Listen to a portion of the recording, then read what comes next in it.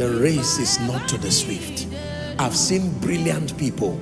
I've seen gifted people. I've seen skilled people. I've seen anointed people. I've seen families that love God with all their heart, yet death kept coming to pick them one by one, in spite of the fact that they were righteous, loving people. And yet there's someone smoking out his destiny somewhere, and that guy will not die. A car will hit him, he will still recover. Different things will happen. He will smoke himself to passing out, and yet he will wake up and clean himself. No morning prayer, no afternoon prayer, no night prayer, and yet there are sincere believers who have died. When you add this equation called life, the end, the most constant factor is God. Every other thing is not worth creating as a template. Not you, not your ability. Everything will eventually fail. This is my understanding.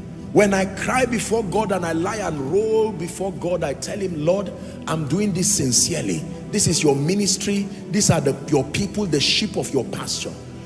I've seen very anointed and great men of God who cannot command the attention of a generation. Nobody's interested in hearing them. I've seen people who have signs and wonders, miracles, prophecy at a rate and a scale and a level you cannot imagine. The race is not to the swift.